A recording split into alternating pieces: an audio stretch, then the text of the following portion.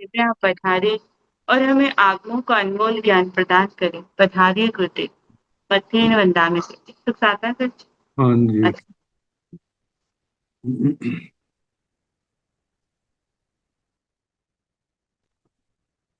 नमो अरिहंताण नमो सिद्धाण नमो आयर्याण नमो ओवधायाण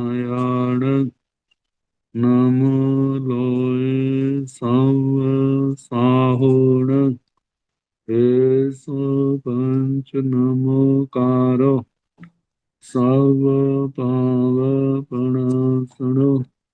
मंगलानंत संवेसित परमं हवै मंगलम।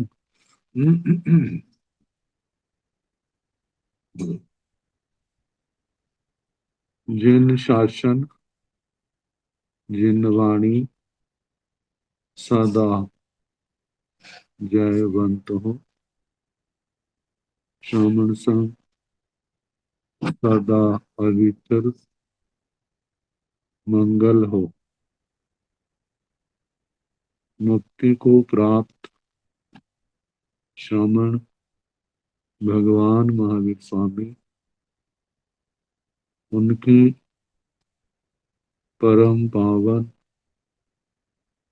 कल्याणी भागवती वाणी वाचक प्रमुख श्री इंदर भूति गौतम आदि गणधर भगवत युग प्रधानाचार्य परम पूज्य श्री सुधर्मा स्वामी जी महाराज उनकी परम पावन पाठ परंपरा वर्तमान आचार्य ध्यान योगी परम पूज्य श्री शिव मुनि जी महाराज एवं गुरुजन सबके पावन चरण सरोज में मेरा अनंत अनंत वंदना नमस्कार। आगम परिषद में विराजमान वरिष्ठ मुनिराज अन्य मुनिवृंद परम आदरणीय भगवती स्वरूपा महासाध्वी श्री बृहद कल्प सूत्र की वाचना प्रारंभ हुई है। प्रथम उपदेशक कल सुनाना प्रारंभ किया। कल बता रहे थे साधु साध्वियों के जहाँ फल आदि को ग्रहण करने की चर्चा आई वहां पर रहने की का भी वर्णन चल रहा है। कहाँ निवास कर एक महल्ले में जहाँ पर आने जाने का मार्ग एक अकेला हो एक रास्ता हो वहां नहीं रुकना। यदि अनेक महल्ले हैं मार्ग अलग अलग है फिर रुकने में अलग अलग कोई आपत्ति नहीं। अब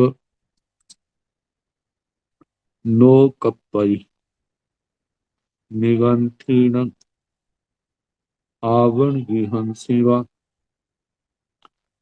रथा मुहंसीवा सिंहाड़गंसीवा तीयंसीवा चौकंसीवा चच्चरंसीवा अंतरावणंसीवा बत्थई कपई निगंथाण आवण गिहंसीवा जाब अंतरावणंसीवा बत्थई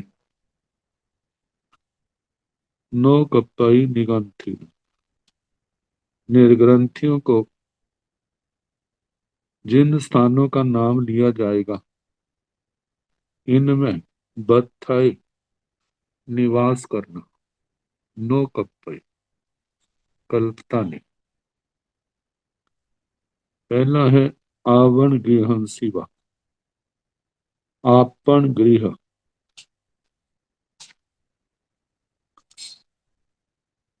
दुकान को, बाजार को आपन शब्द कहा जाता।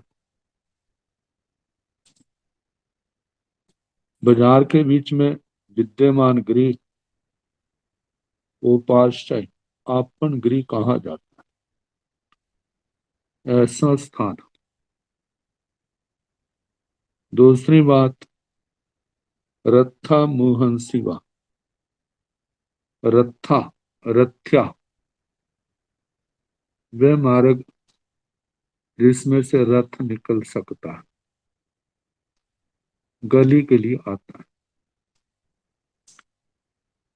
रथ्या का अर्थ गली या मोहल्ला, जिस उपाश्रय या घर का मुख गली या मोहल्ले की ओर हो वह रथ्या मुख कहलाता है।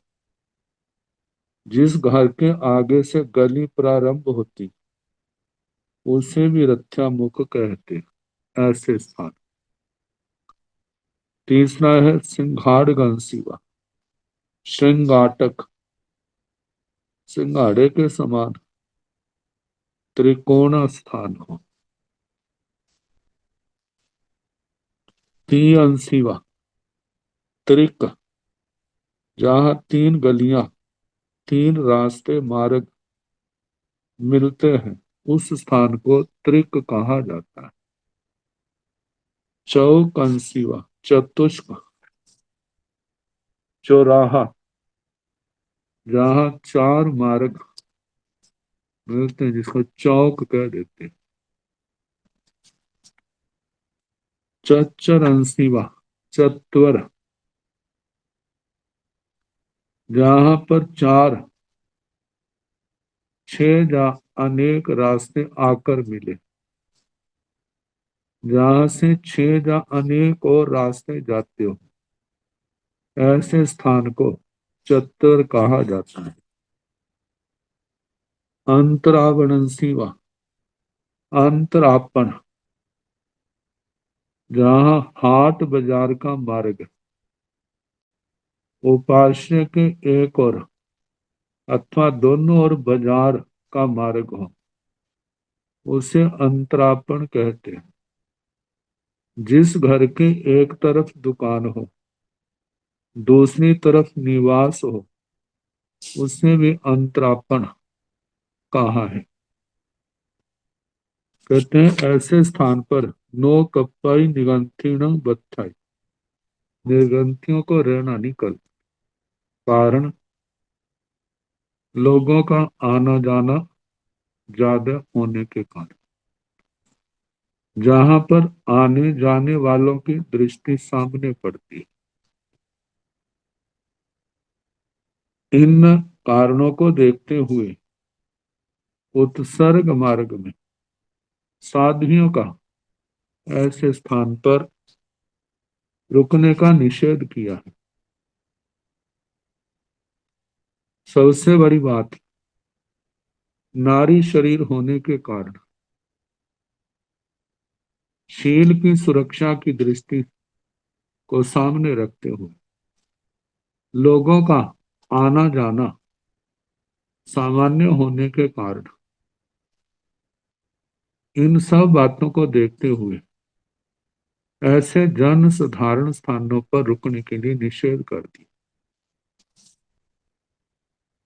कप्पाई निगंथारण आवण गिहंसिवा, जाव अंतरावणन सिवा बत्थाई, ये जो सात स्थान बताए हैं आपन गृह से लेकर अंतरापण तक, इनमें निर्ग्रंथों को बत्थाए कप्पाई निवास करना कल्पता है।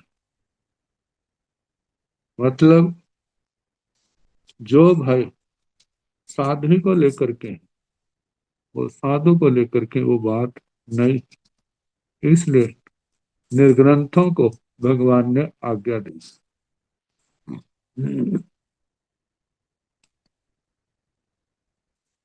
नो कप्पाई निगंथीण अभंगुव द्वारिये उबसय बत्थय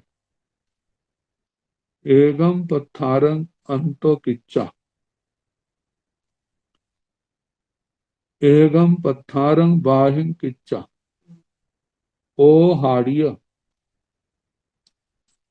चिलिया चिली मिलियागंसी एवं न कप्पाई बत्थाई कप्पाई निगंथाण अभंगुव द्वारिये उबसय बत्थाई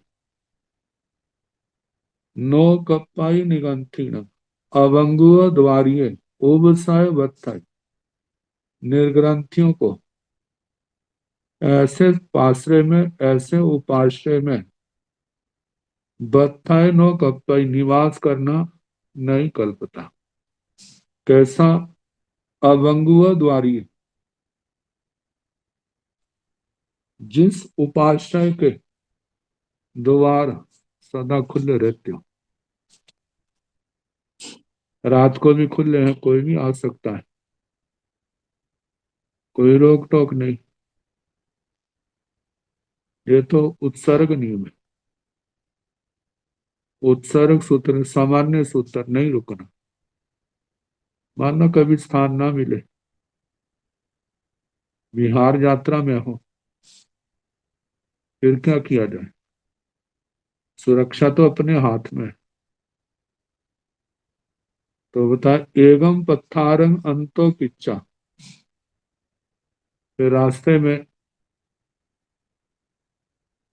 एगम पत्थारंग एक पर्दा, एक चद्दर, अंतो किच्चा अंदर की ओर लगा दी। जैसे दरवाजे के आगे कर्टन लगा देते हैं, पर्दे लगा देते हैं। एगम पत्थारंग बाहिं किच्चा, और एक पर्दा बाहर की ओर लगा देते हैं, बीच में अंतर। ओ हाड़िय छिली मिलियागंसी, बीच के मार्ग में चिली मिलिका, चिली मिलिका ये प्राचीन शब्द है जो मच्छरदानी के लिए प्रयोग होता है, उसको लगा करके बांध करके। एवं न कप्पाई बत्थाई, इस प्रकार रहना कल्पता है। प्राचीन टीकाओं में, व्याख्याओं में रहने के संबंध में बड़ी यत्न का उपदेश दिया। साधुओं का अनेक ग्रुप है, उनमें से कुछ समय किसी की ड्यूटी लगा दी, कुछ समय के लिए किसी की ड्यूटी लगा दी, बाकी विश्राम करें, और वो अपना जैसे पैरा लगाते हैं ना, कोई आए ना, समर्थ उनको बिठाना। और किस प्रकार? प्रवर्तनी युवावस्था की साधवियां, उनको कहाँ कहाँ कैसे स्थान देने टीकाओं के अंदर ये बताया हो। मतलब सुरक्षा का पूरा ध्यान, क्योंकि कहा जाता है साधु के पास और कौन सा धन है चारित्र को छोड़ के, और इस चारित्र के धन से तीनों लोकों में पूजनीय। कोई नहीं सम्मान देता जो उसकी बदकिस्मती है, लेकिन चारित्र ज्ञान दर्शन चारित्र तप, ये तीनों लोकों में पूजनीय। और इस बल के माध्यम से ये आत्मा इस संसार सागर को पार करेगी। जहां सागर, संसार सागर पार करना व्यवहार में कृपा दृष्टि कह देते हैं, निश्चय न कृपा दृष्टि से संसार सागर पार नहीं होता। गुरुजन भगवान का प्रमाना है, संसार से पार कराने वाला कौन है? ये सम्य ज्ञान दर्शन चारित्र तप जो सब मिलकर के, जे भी तब पार लगाएंगे यदि इनका आचरण होगा। इनके आचरण से आश्रय का निरोध, बंध का निरोध, संबर निर्जरा जब बढ़ते जाएंगे, आठों कर्मों के बंधन टूटेंगे, तभी आत्मा का मोक्ष है, अन्यथा नहीं। जिस मोक्ष का वर्णन जिन शासन में किया है वो तो ऐसे मिलता है। बाकी देवलोकों को पाना कोई बड़ी बात नहीं होती।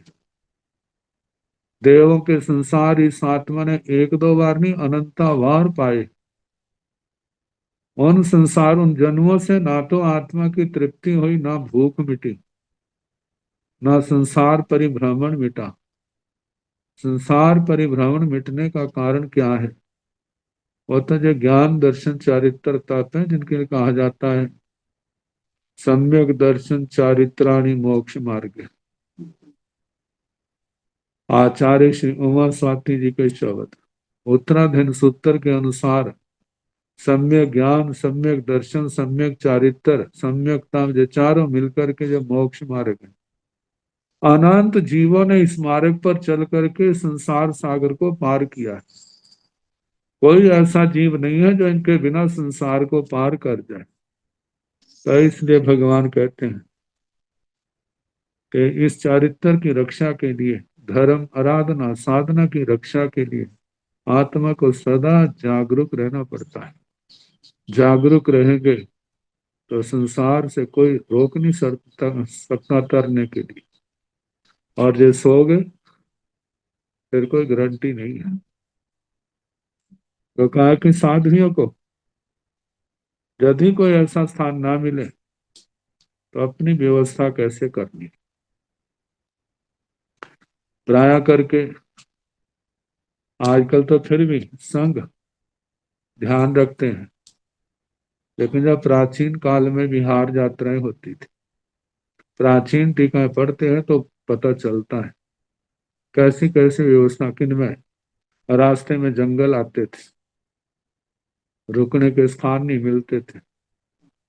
सार्थवा आदि भी वो पैदल जाते थे, उनका आश्रय लेके कैसे जाना होता था। तो सार्थवा के अंदर कितने प्रकार के लोग होते थे। अपनी रक्षा तो निश्चय अपने हाथ में है। इन सब बातों का ध्यान रखते हुए विहार यात्राएं होती थी। तो ये साध्वी को लेकर के कप्पई निगंथान अवंगुआ द्वारिये वो सय बत्थई। जो समस्या साध्वियों को है वह समस्या संतों को, निर्ग्रंथों को वो इतनी नहीं। इसलिए कहा जाता है निगंथान निर्ग्रंथों को अवंगुआ द्वारी। जिस आश्रय के, जिस उपाश्रय के द्वार खुले हैं वहां पर उनको रहना, रहने में उनको कोई कठिनाई नहीं, वो रुक सकते। उपाश्रय ये हमारा शब्द आगमों का है। आश्रय और एक उप आश्रय, उपाश्रय। प्राय करके जब लोग अपना नया घर बना लेते थे, नए घर में निवास करने लग जाते, तो पुराना घर खाली हो जाता था।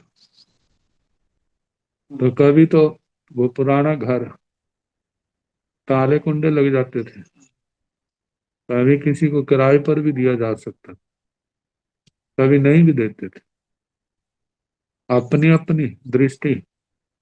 कितने हमारे साधु साधुएं विचरते, उनको स्थान की आवश्यकता होती, स्थान ठीक नहीं मिलते। जब भी उनका आना होगा हम क्या करेंगे, उनको रहने के स्थान की जहां व्यवस्था करेंगे। तो जो तो जहां रहते हैं वो तो प्रधान आश्रय हो गया उनका। और ये जो दूसरा छोटा हुआ स्थान है वो क्या हो गया, उप। ऐसे ना प्रधानमंत्री, उप प्रधानमंत्री, राष्ट्रपति, उपराष्ट्रपति सेकंड नंबर का। तो दूसरे नंबर का स्थान जो है वो साधु सतियों के लिए आ जाता, उनके काम आ जाता था। जिसमें करने कराने अनुमोदन के कोई स्थान कर्मबंध का नहीं होता था। गृहस्थी ने अपने लिए बनाया था, अब खाली है। अब संत रुकते हैं तो इसका लाभ तो उन गृहस्थियों को होता है जो आज्ञा देते हैं। और वैसे भी खाली पड़ा है और संत आते हैं वहां पर संयम पालते हैं, स्वाध्याय करते हैं, साधना करते हैं, अपने कर्म काटते हैं, लेकिन इस स्थान में रहने का, जैसे कमीशन कह देते हैं आजकल का, तो वो लाभ तो श्रावक श्राविकों को, गृहस्थों को भी मिलता है। तो कहा कि ऐसे स्थानों पर निर्ग्रंथों को रहना कल्पता है जहां पर दरवाजे खुले रहते हो। फिर भी ध्यान तो रखना पड़ता है, कोई कुत्ता आ जाए, कोई और चीज आ जाए, और दूसरे जंगल आदि स्थान है, कोई जंगली जानवर आ जाए, तो उसकी व्यवस्था तो संतों को स्वयं ही करनी होती है। जागना पड़ता है, ध्यान रखना पड़ता है कि कोई ऐसा ना हो। यदि मानो कोई ऐसा आए तो सबको जगा देते हैं, सावधान हो जाते हैं। अपनी सुरक्षा अपने आप अपने को करनी पड़ती है। तो जो निवास स्थान को लेकर के इस उपास्य का वर्णन आया। अब इसके आगे, कप्पई निगंथिणं अंतोलितं घड़ीमतयं धारितैव परिहरितैव। नो कप्पई निगंथाण अंतोलितं घड़ीमतयं धारितैव परिहरितैव। पहला सूत्र सामान्य सूत्र है।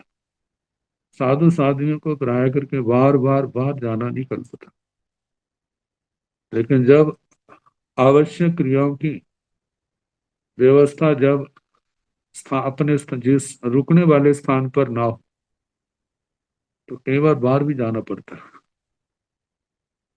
जब नहीं है दूसरी व्यवस्था, जो पात्र आदि की परखने का, उसके संबंध में कप्पाई निगंथीणं निर्ग्रंथियों को कल्पता है। अंतोलिता घड़ी मत्तय, घड़ी मत्तय, घड़ी घटी मात्रक परखने का पात्र जो है, कहते हैं जो परखने के पात्र तीन होते हैं, उच्चार मात्रक, प्रश्रवण मात्रक और खेल मात्रक। उच्चार प्रश्रवण के जो तो बाहर दिशा के हो गए, खेल मात्रक मतलब जिसको छाती जाम हुई है, बलगम का दोष शरीर में, खांसी आती, थूकना पड़ता है, तो जगह जगह थूके, वो बीमारी का भी कारण है, घृणा का भी कारण है, और वह शोभा का नहीं है, देखने वाले को अच्छा नहीं लगता। तो हमारे आचार्य भगवंतों ने, भगवान ने उसका समाधान दिया। कहते एक पात्र रख लो, उसके अंदर राख डाल दी और उसके अंदर सिलाई डाल दी। जब कभी बलगम आदि आए, खांसी उठे, बलगम उसके अंदर डाल दो और उसको राख से क्या कर दो, राख डाल दो, मक्खियां नहीं बैठेंगी, देखने वाले को बुरा नहीं लगेगा, और ढक करके एक और रख दिया। ये निर्दोष विधि है। ये तीन पात्र, पहले जो उच्चार और प्रश्रवण के, तो धातु के पात्र, प्लास्टिक के तो होते नहीं थे, धातु के पात्र कल्पते नहीं थे, मिट्टी के पात्र या लकड़ी के पात्र यही रह जाते हैं। तो या तुम्बे का पात्र वर्णन आएगा, कौन कौन से साधु साध्वी को ग्रहण करना कल्पते हैं। तो क्या घटी मात्र, जिस पात्र का आकार घटी का, छोटी कड़ोली कहते हैं जिसको आजकल, सुराही का रूप हो, और जिसका मुंह छोटा है, कहा कि ऐसा, ये तो विशेष विशेष आगे घटी मात्रक अंतोलितम, ये इसका विशेषण है, अंदर से लेप लगाया हुआ तेल आदि का, कोई चिकनी चीज का, किस लिए, ताकि कोई चीज उसके अंदर डालनी जाए तो उसका लेप उस बर्तन को ना लगे, जल्दी सूख जाए, सफाई जल्दी से हो जाए। ऐसा पात्र धारितैव परिहरितैव, इसका धारण करना, इसका प्रयोग करना निर्ग्रंथियों को कल्पता है। नो कप्पय निगंथान अंतोलितम घड़ीमत्यम धारितैव परिहरितैव, लेकिन ऐसा पात्र निर्ग्रंथों को, घटी मात्रक जो अंदर से लिपा हुआ है, संतों को धारण करना और उसका उपयोग करना नो कप्पय नहीं कल्पता। जैसे पहले सूत्र में ताल प्रलंब वो साधुओं के लिए निषेध था, जो ऐसा पात्र संतों को रखने का निषेध है। और इसके संबंध में लक्ष्य यही है ताकि आकार विशेष को देख करके मानस विकृत ना हो, मन में किसी प्रकार की विकृति ना आए। कहा जाता है एक निमित्त कारण होता है, एक उपादान कारण होता है। निमित्त का प्रभाव नहीं होता, ये उनके ऊपर है जिनके उपादान कारण हो। उपादान कारण तो मौनी कर्म है, जो निमित्त को पा करके कभी भी उबर सकता है। इसलिए कहा जाता है कि निमित्त से भी अपने आप को बचा करके रखना। वैसे व्यक्ति सदा जागरूक रहे, लेकिन निमित्तों से भी सदा अपने आप को बचा करके रखे। इन्हीं बातों को लेकर के पहले सूत्र और इन सूत्रों का पहला साध्वियों के लिए वो निषेध किया सूत्र था, जहां पर संतों के लिए निषेध सूत्र।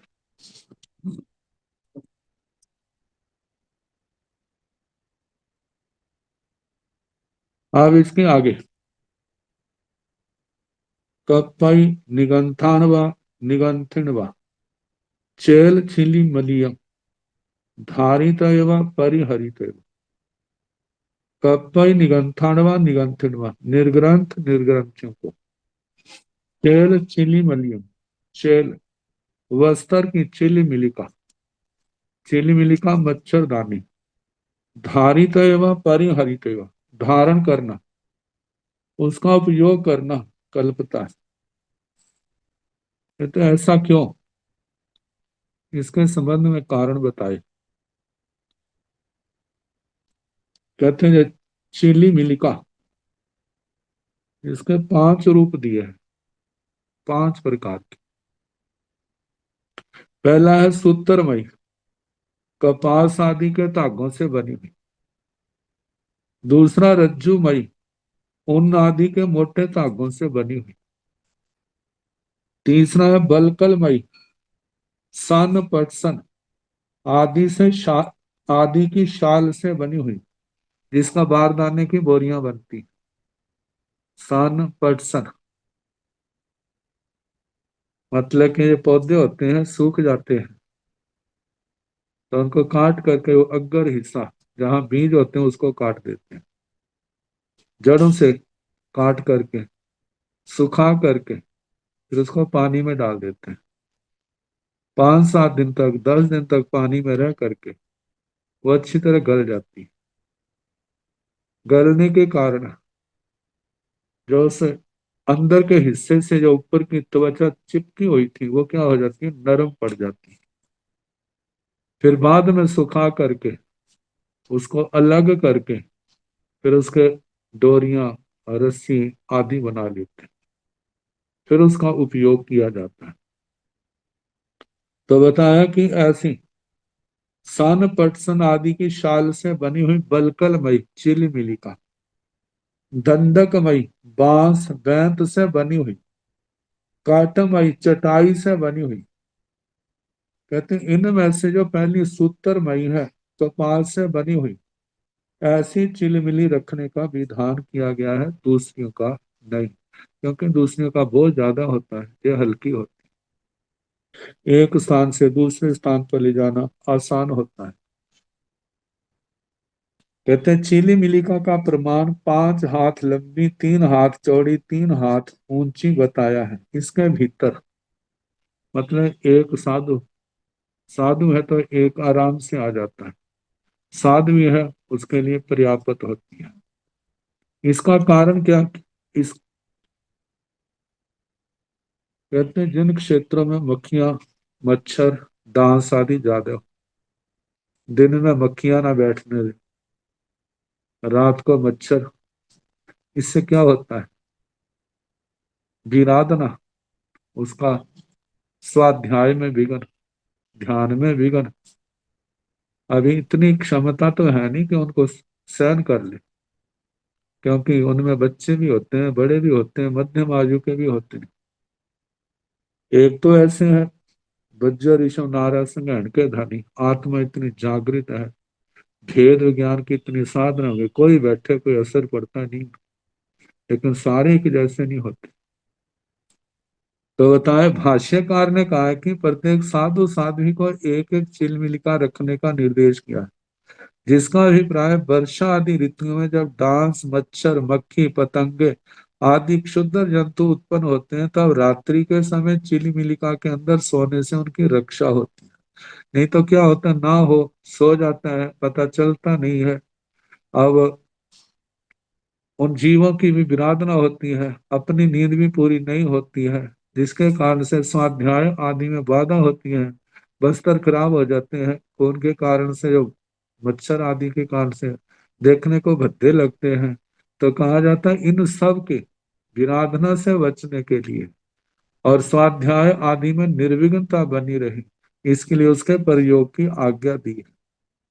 कहते हैं उसके अंदर सोने से जीवों की रक्षा होती है। इसी प्रकार पानी के बरसने पर अनेक प्रकार के जीवों से, जहाँ विहार काल में वन आदि प्रदेशों में ठहरने पर भी जंगली जानवरों से आत्मरक्षा भी होती है, क्योंकि छोटे छोटे जीव आ जाते हैं और मकान तो है नहीं है, कहीं सूखी जगह आसन कर लिया है तो मच्छरदानी के अंदर वो लेट गए हैं, और जो छोटे जीव आते हैं उसको एक दीवार समझ करके फिर क्या हो जाते हैं, सांप है कोई दूसरे जीव है, वो क्या हो जाते साइड से निकल जाते हैं, अंदर नहीं आएंगे।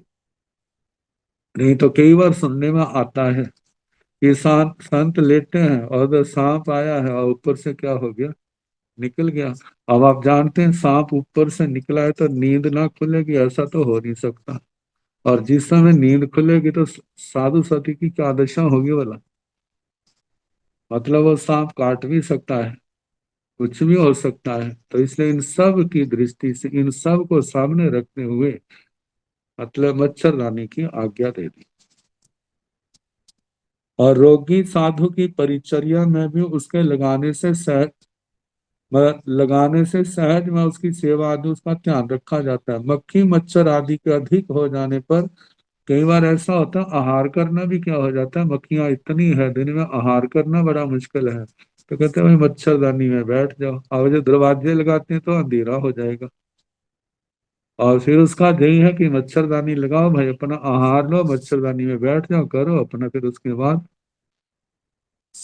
तो आहार पानी भी चिलमिलिका लगाकर करने से उन जीवों की रक्षा होती है।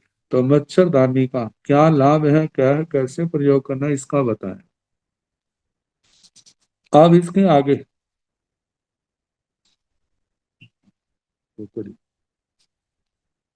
नो कप्पई निगंथानवा निगंथिणवा दग तीरंसी चिट्ठी तयवा निसी इतयवा तो अट्टी तयवा निदाई तयवा पैलाई तयवा असणवा पाणंगवा खाईमंगवा साईमंगवा आहरिताय उच्चारंगवा पासवणंगवा खेलंगवा सिंघाणंगवा परिठवितय सज्जायंगवा करितय धम जागरियंगवा जागृतय कौसगंगवा ठाई तय।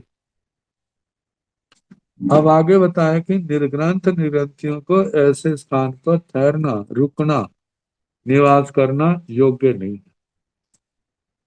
नो कप्पई निगंथाणवा निगंथिनवा, निर्ग्रंथ निर्ग्रंथियों को नहीं कल्पता क्या, कैसे दग तीरंसीवा, पानी का किनारा, जहां से पानी बह रहा है उसके किनारे,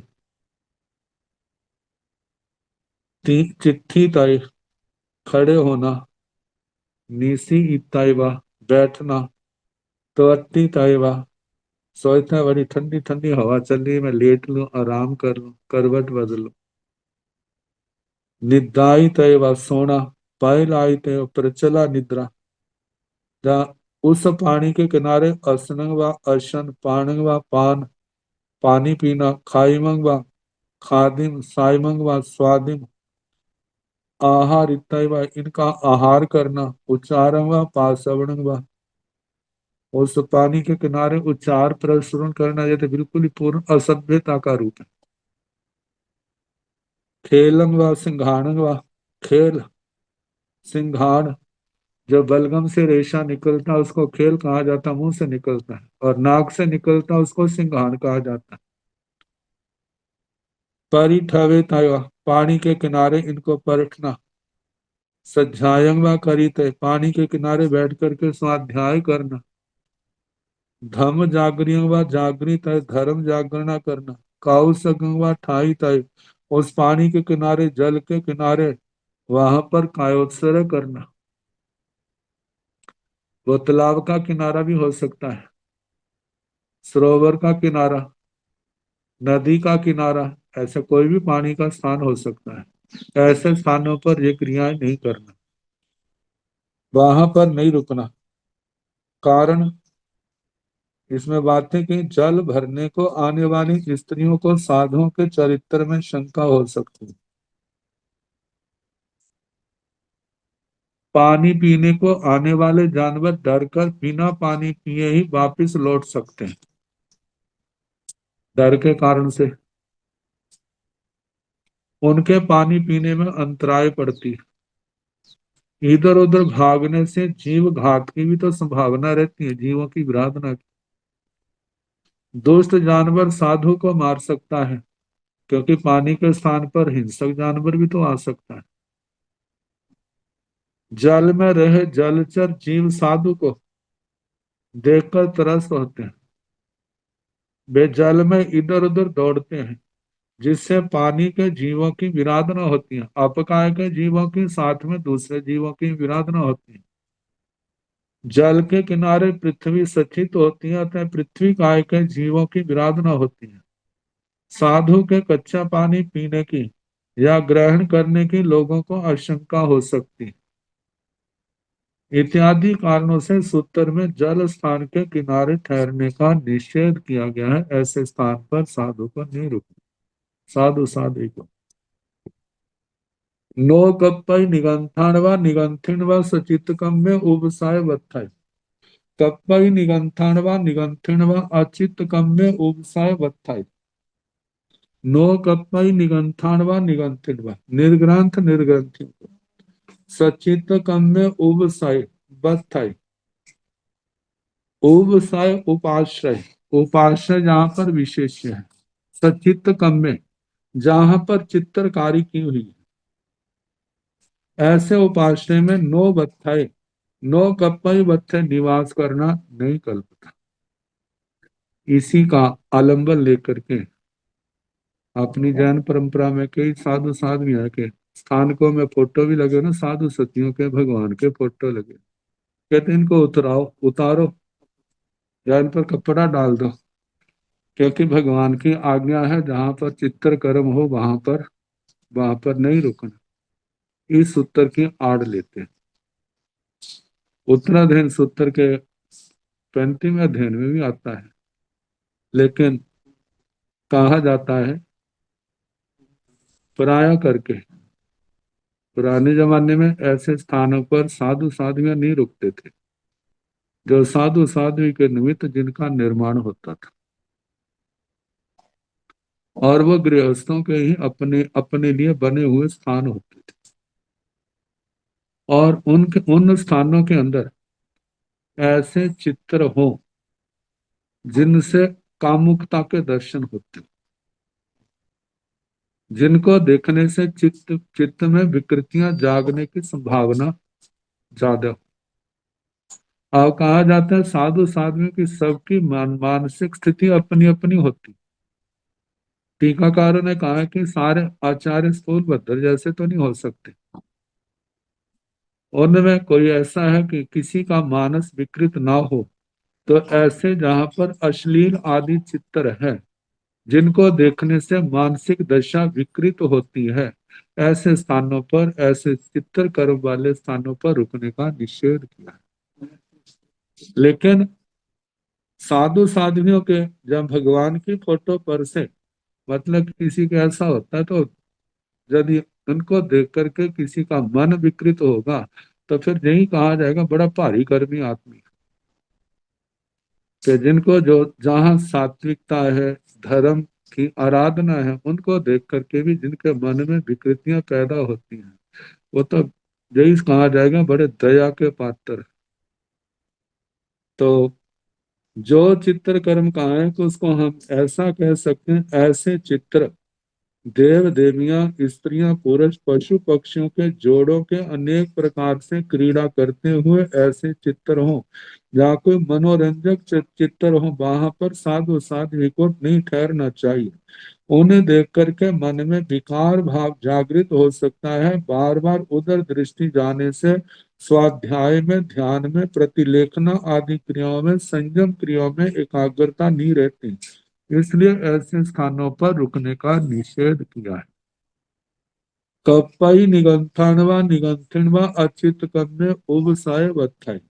निर्ग्रंथ निर्ग्रंथियों को जहाँ पर अचित कम्य, जहाँ ऐसे चित्रकर्म चित्रकारी आदि नहीं की है, ऐसे उपास्यों में रहना कल्पता है।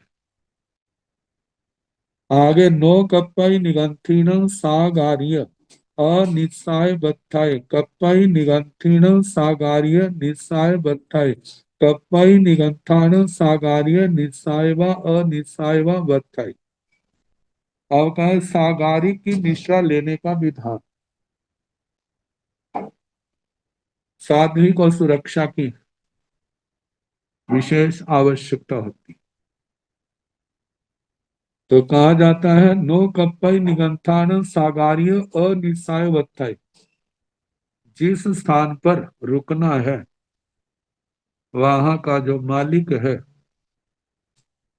उसको जिम्मेवारी लेनी होगी कि जहां पर किसी प्रकार का कोई ऐसा उपद्रव ना हो। तो जो सागारिक निश्रा से रहित है, ऐसे स्थान पर निर्ग्रंथियों को रहना नहीं कल्पता। कप्पई निगंथीन सागार्य निस्साय वत्थय।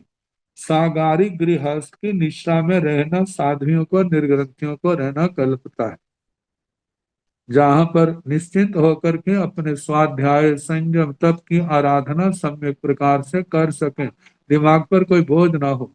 क्योंकि नगर में, गांव में अनेक प्रकार के लोग होते हैं। जब गृहस्थ ये समझता हमारे गुरनिया है, हमारे गुरु हैं, जे आए हैं, तो इनकी रक्षा हमारा पहला कर्तव्य है। जहां ऐसी निश्चिंतता है वहां साधना भी निर्विघ्न है। और जहां पर ये खतरा बना रहे कि ऐसा ये तो जिम्मेवारी लेते नहीं है, तो फिर वहां पर रहना उनको योग्य नहीं। कपई निगंथीन सागार्य निस्साय वत्थय। सागारी की निशा में निर्ग्रंथियों को रहना कल्पता, बत्थय रहना, निवास करना कपई कल्पता है। कपई निगंथान सागार्य निस्साय व अनिस्साय व बत्थय। निर्ग्रंथों को सागारी की निष्ठा हो चाहे ना हो, उनको वहां पर कल्पना कप्पाई वत्थाई निवास करना कल्पना है, क्योंकि वो खतरा उनको संतों को, निर्ग्रंथों को नहीं है। आगे नो कप्पई निगंथान व निगंथिन व सागार्य उबसाय बत्थाई। नो कप्पई निगंथान इत्थि सागार्य उबसाय बत्थाई। कप्पई निगंथाणं पुरीसागार्य उबसाय बत्थाय। नो कप्पई निगंथीणं पुरीसागार्य उबसाय बत्थाय। कप्पई निगंथीणं इत्थि सागार्य उबसाय बत्थाय। अब गृहस्थ युक्त उपाश्रय में रहने का विधि निषेध। नो कप्पई निगंथाण व निगंथिण व सागार्य उबसाय बत्थाय। ये सामान्य नियम बताया है कि निर्ग्रंथ निर्ग्रंथियों को सागारिक, ऐसा उपाश्रय, ऐसा स्थान जहां पर गृहस्थों का निवास है, वह रहना नहीं कल्पता। ऐसे स्थान पर ना रहे। लेकिन अपवादिक स्थिति में तो बताया कि नो कप्पई निगंथाण इत्थि सागार्य उबसय। निर्ग्रंथों को ऐसे घर में नहीं रहना जहां पर स्त्री जाति का बाहुल्य है, क्योंकि उनका आना जाना उठना बैठना सारा, क्योंकि धर्म स्थान तो उतना ही होता है, संत वहां रुकेगा तो उनको भी झिझक होगी, संत को भी झिझक होगी। तो इसलिए कहा कि जहां पर बहनों का ज्यादा वहां पर प्रवास है वहां पर ना रुके। कपई निगंथान पुरुष सागार्य उबसाय बत्थई, जहाँ केवल पुरुषों का निवास है ऐसे ऐसे स्थान पर निर्ग्रंथों को रुकना कल्पता है। कपई निगंथीण इत्थि सागार्य उबसय, जहाँ पर बहनों का वास है वहां पर साधवियों को निर्ग्रंथियों को रहना कल्पता है।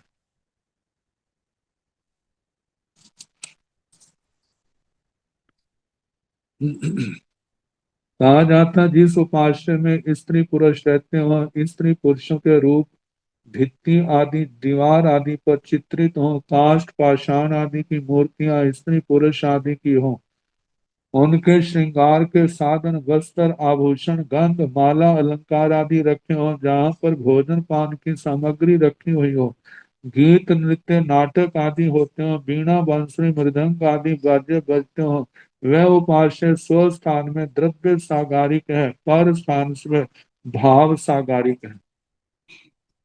स्वस्थान पर स्थान का अर्थ है कि यदि उस उपास्य में पुरुषों के चित्र मूर्तियां और पुरुषों के गीत नृत्य नाटक आदि होते हैं तो वह साधुओं के लिए द्रव्य सागारिक है, साध्वी के लिए भाव सागारिक है।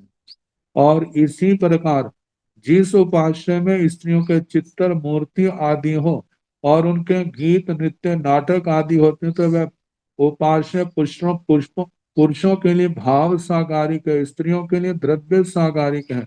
साधु साधियों को इन दोनों ही प्रकार के द्रव्य सागारिक भाव सागारिक उपास्य में रहना योग्य नहीं है।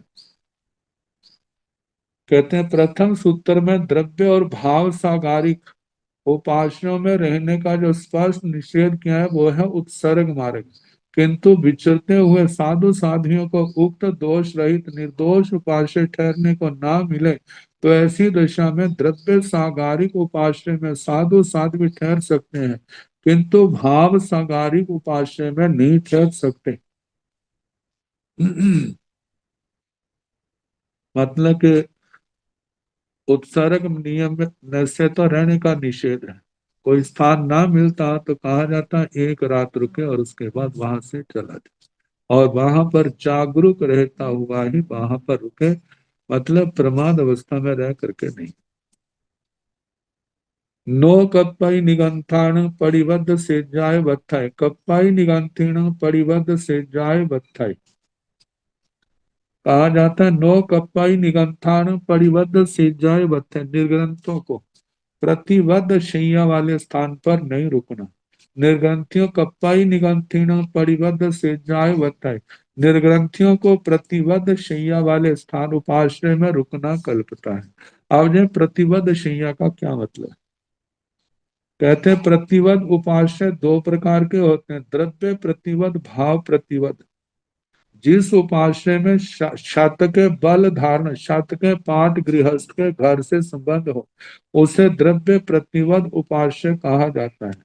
भाव प्रतिशत प्रतिबद्ध उपाश्रय चार प्रकार का होता है, जहां पर स्त्री और साधुओं के म- मतलब परिपर्षने का स्थान एक ही हो,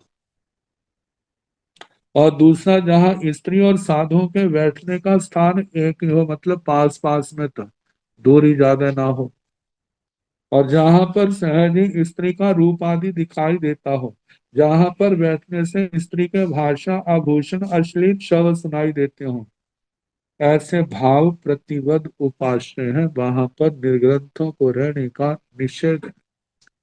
और जहाँ निर्ग्रंथियों की बात है कि द्रव्य प्रतिबद्ध उपास्य में स्वाध्याय आदि की ध्वनि गृहस्थ को गृहस्थ के कार्यों की ध्वनि साधु को बाधक हो सकती है, एक दूसरे के कार्यों में व्याघात भी हो सकता है। भाव प्रतिबद्ध उपास्य संयम एवं ब्रह्मचर्य के भावों में बाधक बन सकता है, अतः द्रव्य भाव प्रतिबद्ध शैया में ठहरना निर्गंथों को युक्त मतलब नहीं कल्पता।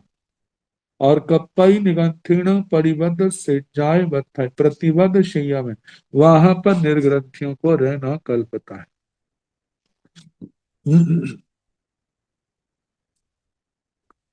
क्योंकि कहा कि यद्यपि उक्त दोष साधु साध्वी दोनों के लिए समान है, फिर भी साध्वी के लिए सूत्र में जो विधान किया है वह अपवाद स्वरूप है, क्योंकि उन्हें गृहस्थ की निष्ठा युक्त उपास्य में ही ठहरना होता है।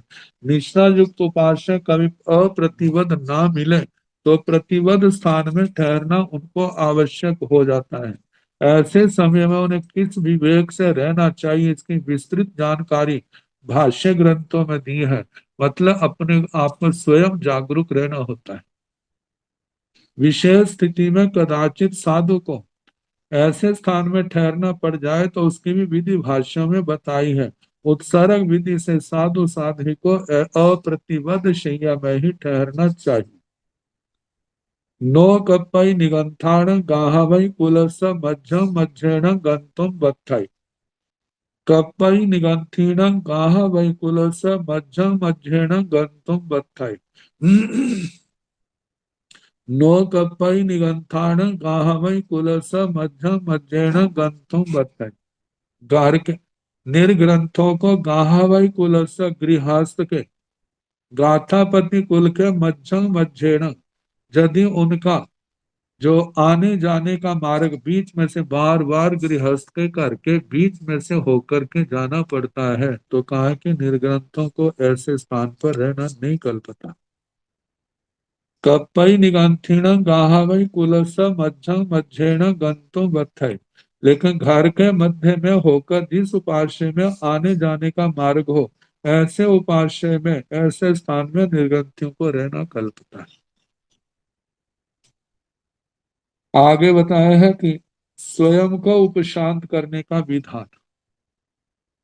भिक्षुय अहिगर्ण कट्टो तंग अहिगर्ण बियोस्वेता बियोस्विय पाहुड़े, इच्छाए परो आढ़ाए जा इच्छाए परो नो आढ़ाए जा, इच्छाए परो अभ्भुठ है जा इच्छाए परो नो अभ्भुठ है जा, इच्छाए परो बंदे जा इच्छाए परो नो बंदे जा, इच्छाए परो संभुजे जा इच्छाए परो नो संभुजे जा, इच्छाए परो संब से जा इच्छाए परो नो संब से जा, इच्छाए परो उब समेजा इच्छाए परो नो उब समेजा, जो उब समाई तस अथि आराहना, जो न उब समाई तस नथि आराहना, तम्हा अपना चेव उब समी अब्बा से किमाहु भंते उब सम सारंकु सामन। कहते कई बातें अपने अधिकार की होती है और कई बातें दूसरे के अधिकार की होती है। और ये भी जानते हैं जहां पर व्यक्ति अकेला होगा वो दीवारों से तो उसका टकराव नहीं होगा।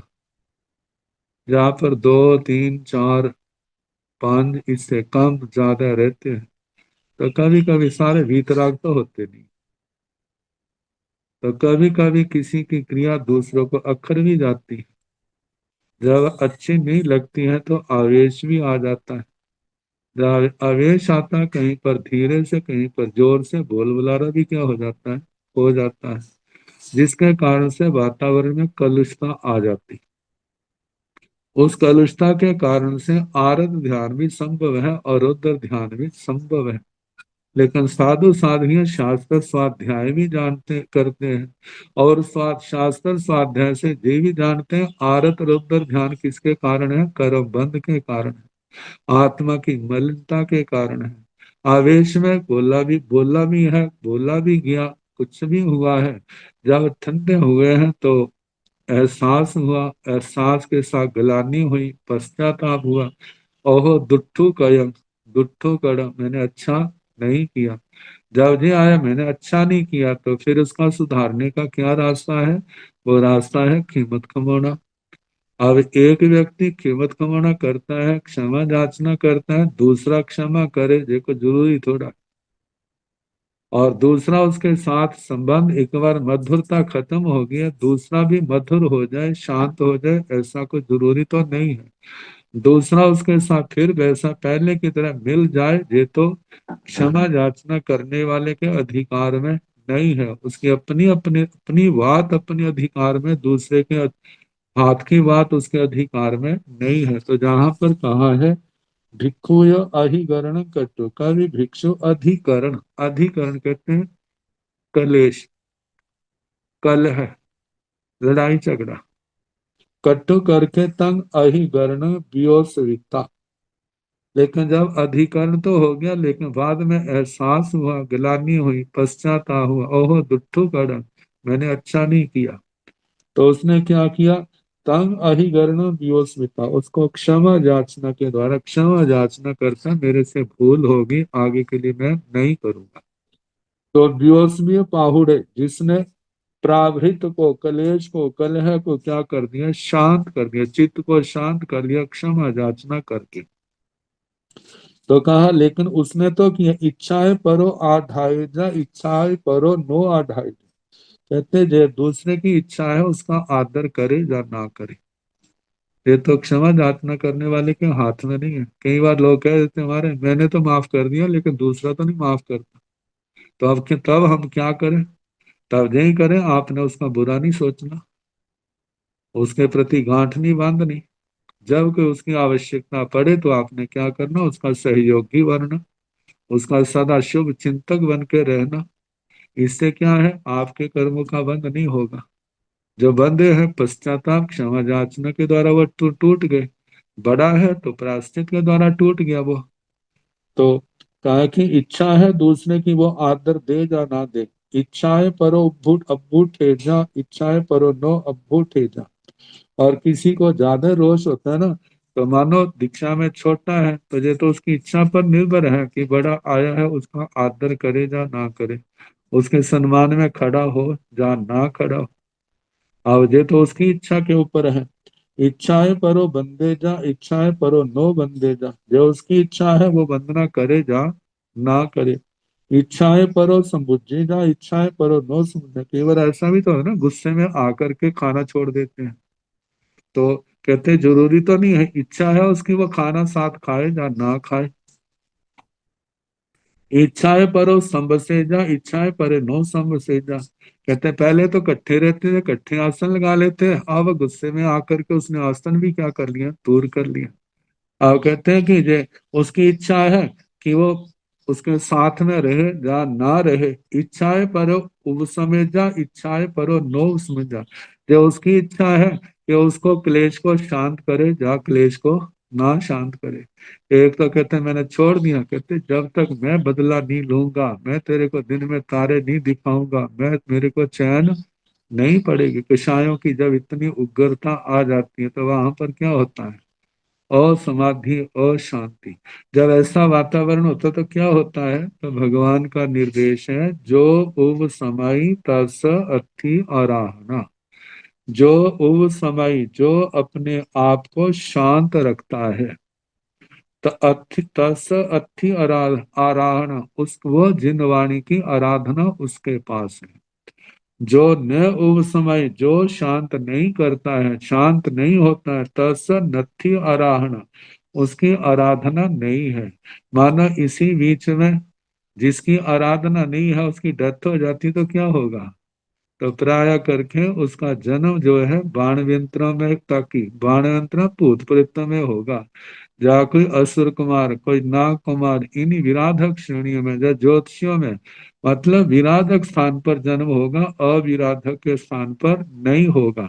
जिसने खिमत खमोना नहीं किया, जिसने अपने आप को शांत नहीं किया, तमह अपना चेव उव संयम, इसमें पहले अपने आप को हम क्या करें, शांत करें, अपने आप अपन स्वयं पहल करें कि वो नहीं मांगता, चलो मैं क्षमा याचना करता हूँ। कई बार बड़े संतों से, साधुओं से जब कोई सुना जाता है तो कहते हैं ऐसी बात है, कोई बात नहीं, मैं जाके क्षमा याचना कर लेता हूँ, कर लेती हूँ, क्योंकि ये क्लेश किसी भी प्रकार से अच्छा नहीं है, ना धर्म की दृष्टि से, ना समाज की दृष्टि से।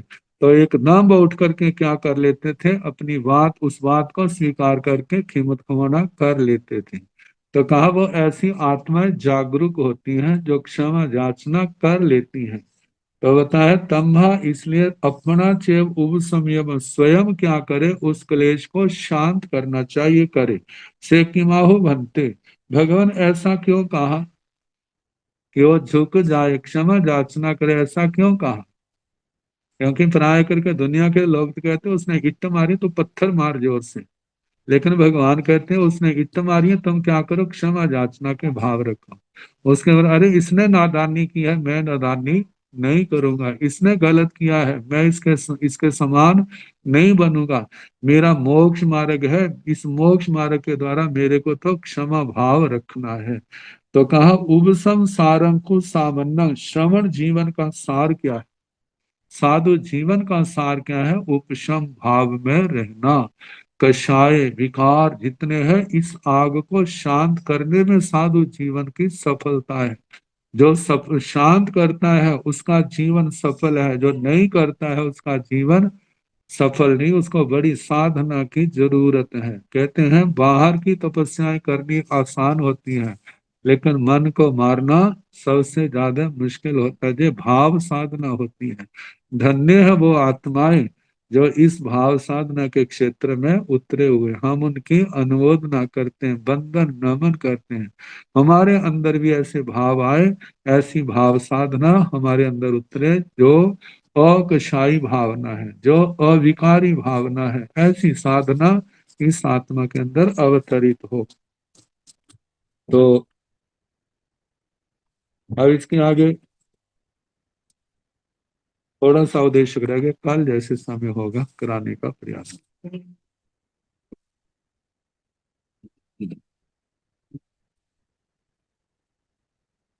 नमो अरिहंताण, नमो सिद्धाण, नमो आयर्याण, नमो ओवधायाण, नमो लोए सव साहुण, तेजो पंच नमोकारो, सव पाव पणसणो, मंगलानंत संवेशन, परमं हवै मंगलम, श्री चतारि मंगलम, अरिहंता मंगलम, सिद्धा मंगलम, साहु मंगलम, केवली पुनतो धम्मो मंगलम, चत्तारि लोकतमा, अरिहंता लोकतमा, सिद्धा लोकतमा, साहु लोकतमा, केवली पुनतो धम्मो लोकतमो, चत्तारि शरणं प्रव्रजामि, अरिहन्ते शरणं प्रव्रजामि, सिद्धे शरणं प्रव्रजामि, साहु शरणं प्रव्रजामि, केवली पुनतं धम्मं शरणं प्रव्रजामि। चार शरणे सुख करने, दुख करने, मंगल करने और शरणा नहीं कोई, जो भाव प्राणी आचरे अक्षय अमर पद।